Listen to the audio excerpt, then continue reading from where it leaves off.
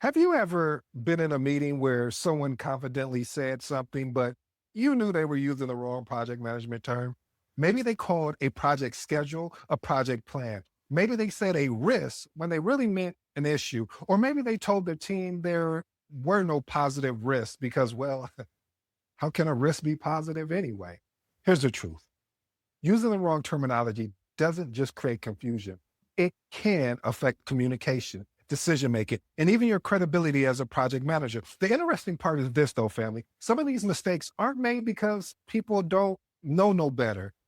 Sometimes they're made because the organization used the wrong terminology. And after hearing it enough, well, I mean, it just kind of becomes normal.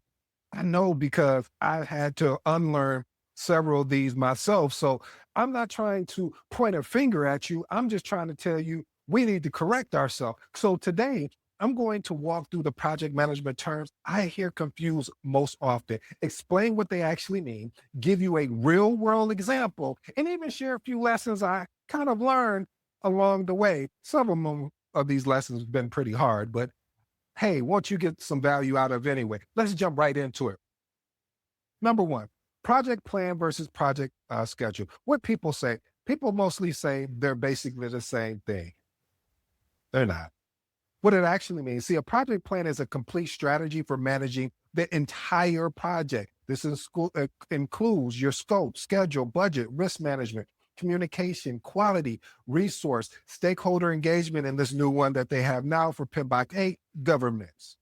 Now, your project schedule is only one component of the plan. I will say that again. The project schedule is only one component of the plan. It answers questions like what task needs to happen? When do they happen? Who is responsible? What are the dependencies? And what are the milestones? Think of your project plan as the entire playbook and think of your project schedule as the game clock.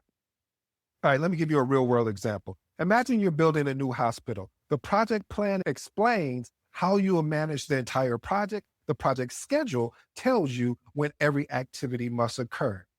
See, this is something I had to learn. Early in my career, almost every organization I worked for referred to the project schedule as the project's plan. So, naturally, that's what I call it.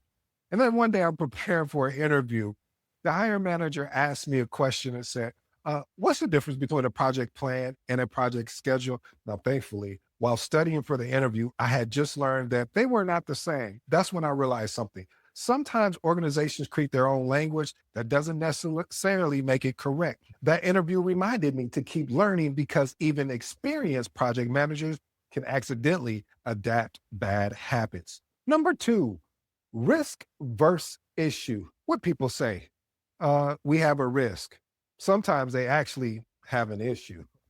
So, what does that actually mean? So, a risk is something that may happen. Again, a risk is something that may happen. An issue is something that already happened. Let me give you a real world example. Here's a risk. Our vendor might miss the delivery date. Issue. Our vendor missed yesterday's delivery. One requires preparation, the other requires action. Something I had to unlearn. There was a lesson that I learned in working with executives, and that is executives respond very differently to risk and issues. When you report a risk, leadership starts planning. When you report an issue, leadership starts solving. Using the correct word helps everyone respond appropriately. Number three, positive risk versus negative risk. What people say, risks are always bad, not in project management. See, what it actually means, risk simply means uncertainty. So you have a negative risk, which this is a threat, and then you have a positive risk. This is an opportunity. Here's a real world example. Your software vendor finishes development 2 weeks early. Now testing starts sooner. Deployment happened ahead of schedule. That's uncertainty. It happens to work in your favor. That's actually a positive risk. Something I had to unlearn. When I first heard of the phrase positive risk, I honestly thought, this doesn't make any sense. Then I realized project management doesn't define risk as something bad. It defines risk as uncertainty. Some uncertainty hurts the project. Some uncertainty helps the project. That changed the way that I approach planning efforts. Number four, scope versus requirement. What people say is the requirements are the scope. Not exactly. What it actually means is scope answers what are we delivering, and requirements answer what must that deliverable do. Here's a real world example. Scope: develop a mobile banking application. Requirements: multi-factor authentication, mobile responsiveness, supports iOS and Androids, transaction complete within 5 seconds. The scope defines the product. The requirements define its characteristics.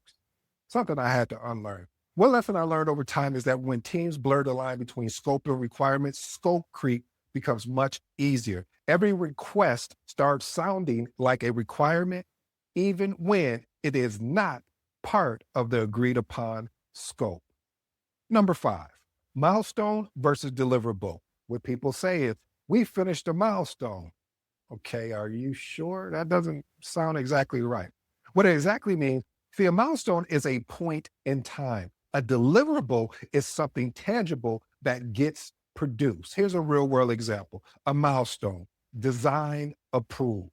A deliverable, completed design package. One measures progress, the other measures the actual work product. Something I had to unlearn. Executives usually would ask about milestones because they want to know where the project stands. Customers usually care about the deliverables because that's what they receive. Understanding the difference helps you communicate with the right audience. Number six, assumptions versus constraints. This is my favorite one because what people normally say is, they're basically the same. And I say, no, they're not. See, what it actually means, assumptions is something believed to be true. A constraint is something limiting your project. I want to give you a real world example. Assumption: business stakeholders will be available for user acceptance testing, or as we say, UAT. The constraint: the project budget cannot exceed 500,000. One is a belief and one is a limitation. Ooh, I like that, family. Something I had to unlearn. One lesson experience taught me that assumptions should never stay assumptions forever. Validate them. Some assumptions become facts, others become risks. The longer they remain unchecked, the more dangerous they actually become. Number seven, project team versus stakeholders. What people say is they're all part of the project team. Well, not necessarily. See, what it actually means, the project team consists of people performing the actual project work. Here's some examples: your project manager, your business analyst, your developers, engineers, testers, and scrum master. Now, stakeholders, on the other hand, are anyone who can influence the project by impacting it or has interest in the outcome. Here's some good examples: a sponsor, customer, finance, legal, operation, compliance, vendors, and end users. Let me give you a real world example. Think about building a house. The project team builds the house. The stakeholders include the homeowner, the bank, the city inspector, the architect, and the neighbors affected by the construction. One group performs the work, other group has interest in the outcome. Something I had to unlearn. I remember working on a project where everyone was referring to a certain group as the project team.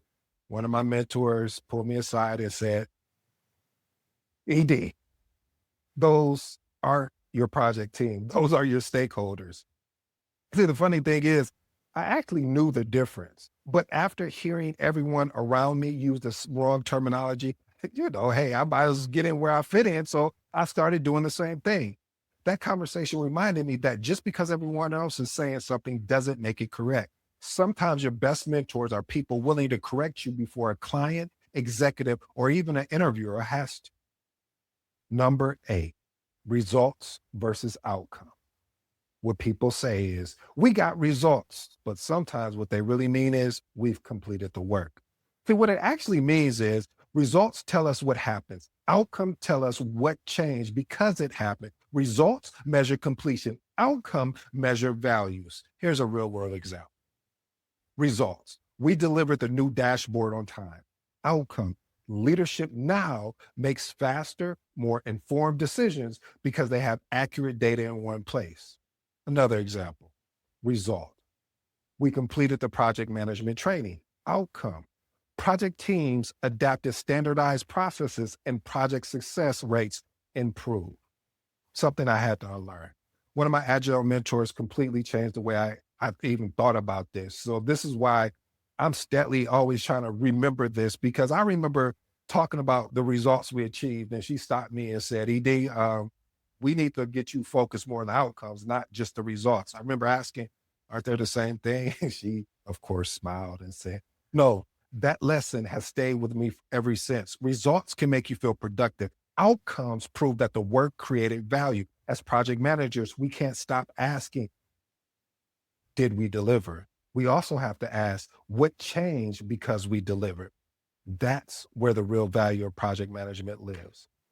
Here's the lesson. One of the quickest ways to build credibility as a project manager isn't learning more terminology. No, no, no, no. It's actually learning to use the right words at the right time. Clear language creates clear communication. Clear communication creates better decisions. Better decisions create better projects. Here's 2 actionable tips I love for you to experiment with. The first thing I encourage you to do is listen during your next project meeting.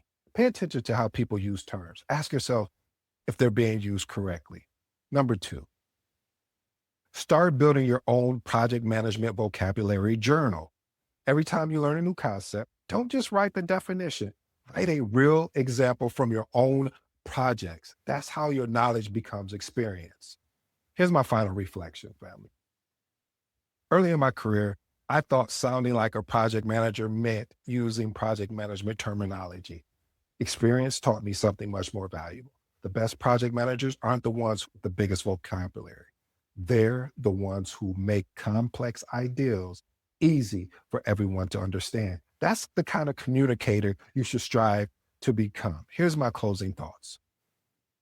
If you're just getting into project management, this is the first episode in my brand new series called Project Management Foundation for Beginners. In this series, we're going to break down concepts, tools, terminology every project manager should know using plain English, real world examples, and lessons I've learned throughout my career. And I love your help building the series. So, what's one project management term you've heard but never fully understood? I love to know.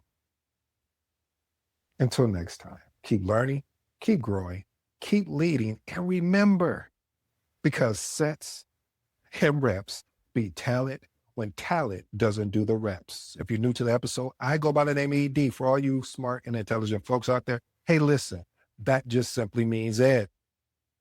Until next time.